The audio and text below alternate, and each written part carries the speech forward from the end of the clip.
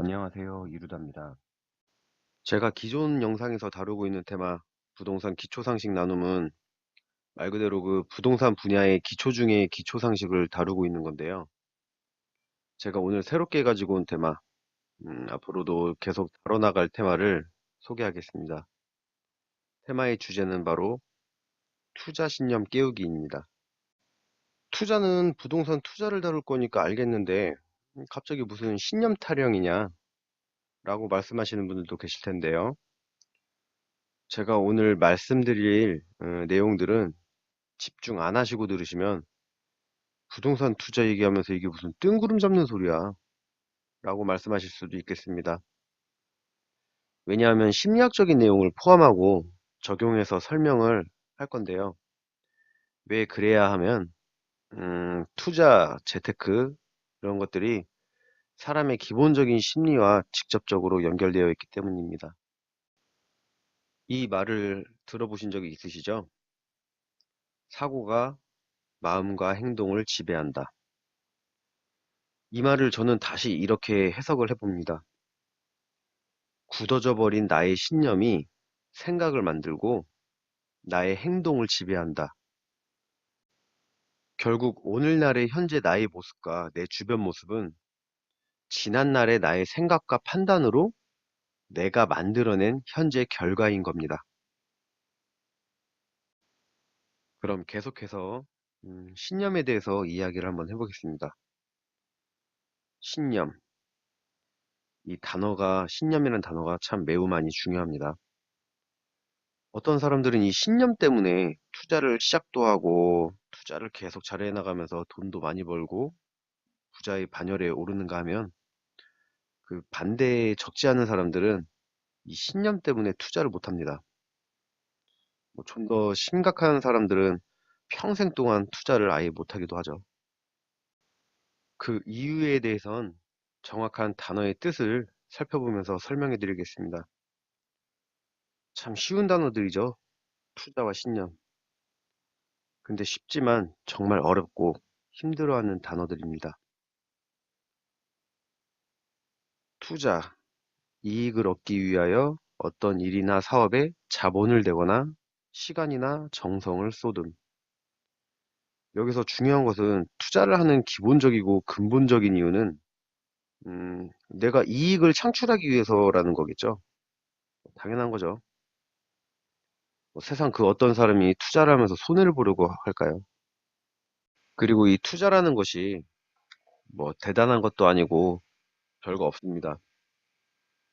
내가 금을 사놔도 투자, 뭐 땅을 사놔도 투자, 주식을 사도 투자, 뭐 미술품, 예술품, 뭐 이런 것들을 사놔도 투자죠. 그런데 그거 아시나요? 내가 거주할 집, 그러니까 우리 가족이 같이 거주할 집을 살 때도 투자를 하시는 거예요. 근데 제가 부동산 업무를 봐오면서 그간 수많은 사람들을 만나봤는데 의외로 많은 분들이 이 집을 사는 걸 투자라 생각 안 하시고 손해만 안 보면 되지 뭐 또는 그냥 몇몇 남의 말만 듣고 꼼꼼히 체크도 안 해보고 집을 대충 사시는 분들이 좀 있었습니다. 지금도 그런 분들이 상당히 많고요. 뭐 이러다 보니까 그렇게 집을 샀다가 나중에 처분을 할 때 뭐 당연히 손해봤다는 사람들이 나오는 거죠. 자, 다시 한번 말씀드립니다. 내가 직접 살지 않고 세입자에게 세를 주려고 집을 사는 것만이 투자가 아니고요. 나와 우리 가족이 들어가서 거주를 하는 집을 구입할 때도 집을 한 채 사면서 투자가 시작되는 겁니다. 그런데 여기서 투자를 성공하고 실패하는 차이는 그러니까 집을 구입할 때, 다시 말해 투자 물건인 부동산을 매수할 때 누구는 잘 샀고 누구는 못 사고의 차이인 거죠. 결국엔 거주할 집을 살 때도 투자자의 안목을 키워서 잘 사서 제대로 투자를 해야겠죠. 자, 다음 제일 중요한 신념입니다. 신념, 굳게 믿는 마음. 간단하죠. 그런데 이 간단한 것이 모든 사람들을 지배합니다. 사람들을 지배한다? 무슨 말이냐 하면 모든 사람들은 어린 유아기 때부터 지금 현재까지 본인이 살아오면서의 모든 경험, 즉 보고, 듣고, 배운 이런 배워온 모든 정보와 데이터를 각자 자기만의 것으로 자기화해서 굳게 믿어가는 마음을 갖게 된다란 그런 말이죠.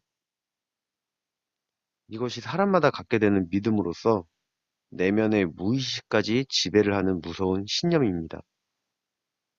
예를 한번 들어보겠습니다.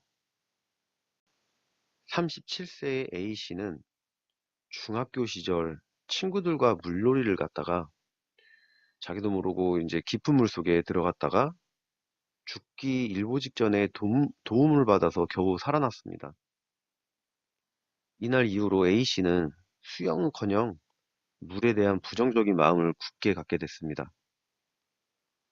누군가가 바다로 해수욕을 하러 가자고 하면 산을 좋아한다고 산으로 가고, 한강의 다리를 지나갈라 치면 예전 생각이 자꾸 떠올라서 안절부절 못하게 되고, 7살 아들 녀석이 있었는데 이 아들 녀석이 수영을 배우고 싶다 해도 수영은 위험해, 물가인 근처도 가지 마, 이렇게 자녀에게까지 부정적인 영향력을 행사하게 됐습니다. 다른 사례로 하나만 더 예를 들어보겠습니다.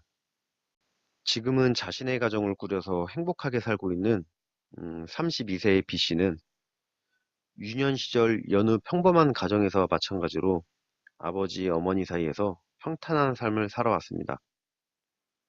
근데 부모님 사이에서 한 가지 문제점이 있었는데요. 바로 아버님이 연이은 사업 실패로 부모님 간의 다툼이 매우 잦았습니다. 몇 차례 사업에서 미끄러지신 아버님이 계속해서 사업을 해나가신다고 고집을 피우셨고, 이에 뭐 절대적으로 제지하고 뜯어말리는 어머님 간의 다툼이었죠.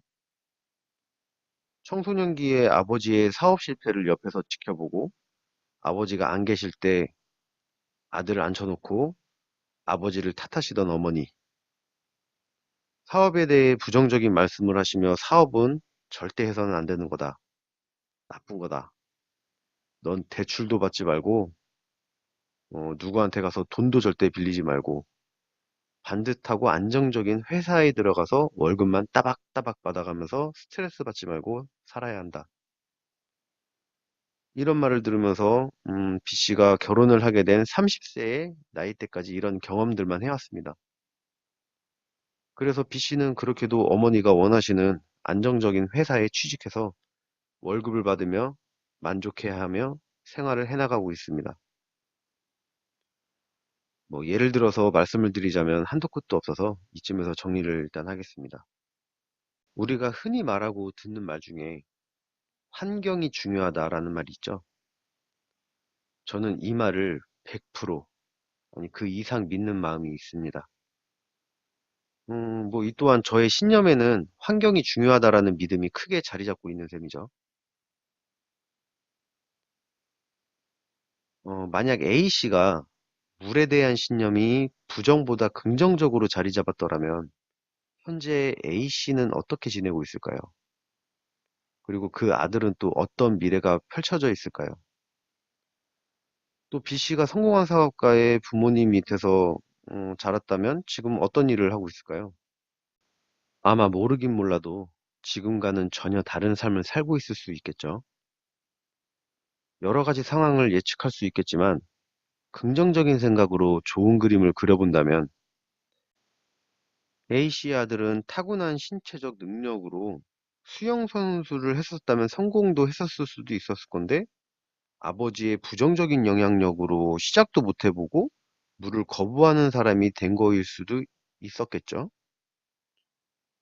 그리고 B씨가 만약에 B씨의 경우 부모님이 성공까지는 아니더라도 뭐 무난하고 안정적인 사업을 경영하던 그런 부모님 밑에서 또 또는 좀 더 긍정적인 사고의 어머니 밑에서만 자랐어도 그 영향으로 B씨가 해보고 싶은 일을 실행에 옮겨가면서 사업을 해서 월급을 받는 회사원이 아닌 그보다 돈을 더 많이 벌고 매출을 쭉쭉 잘 뽑아내는 한 회사의 사장님이 됐을 수도 있었겠죠.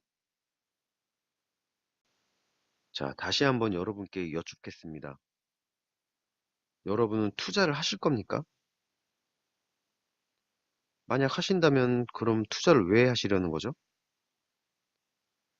당연히 이득을 취하기 위해서겠죠. 쉽게 말해서 돈 벌기 위해서라고 말씀들 하시겠죠. 근데 돈은 지금도 노동으로 벌고 계시잖아요. 그렇죠? 아마 투자를 하시려고 하는 분들의 궁극적인 목적과 목표는 이거 아닐까요? 나의 노동을 최소화해서 돈을 불리고 싶고, 왜냐하면 나는 나이를 먹어가면서 쇠약해질 거고, 노동력은 급격히 줄어들 것이며, 일자리도 잃을 것이고, 그러니 노후도 준비해놔야 되겠죠.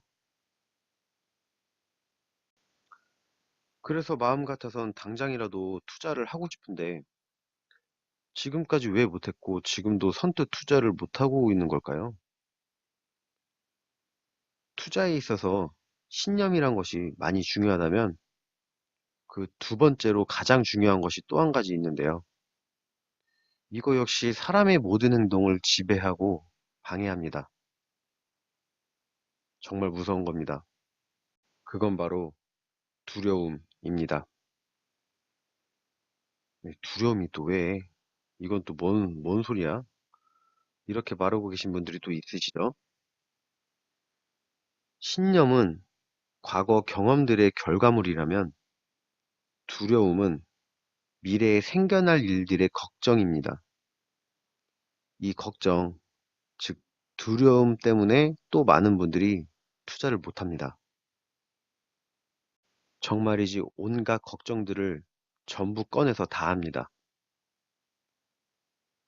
혹시 투자를 했다가 손해보면 어쩌지?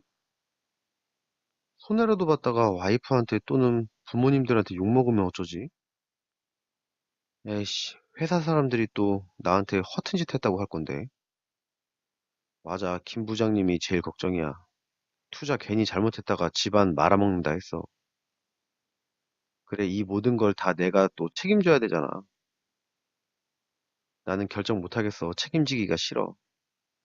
두려워. 그리고 또 그런 걸 언제 또 다 알아보고 공부를 해. 귀찮아.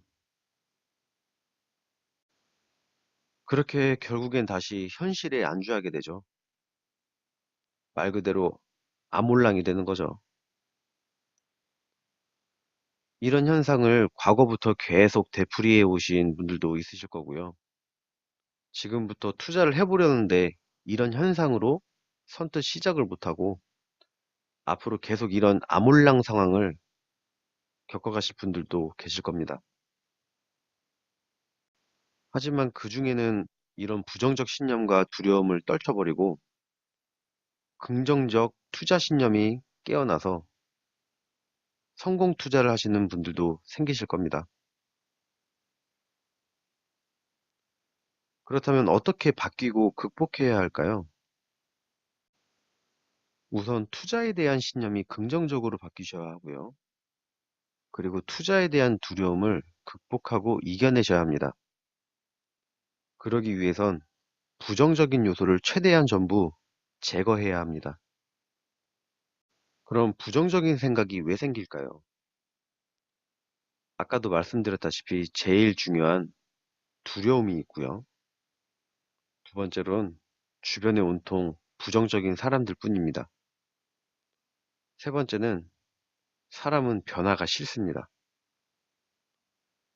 부정적인 생각을 만드는 이 세 가지 근본적인 요인만 없애도 여러분은 성공하는 투자자의 길로 반 이상은 넘어가시게 될 겁니다.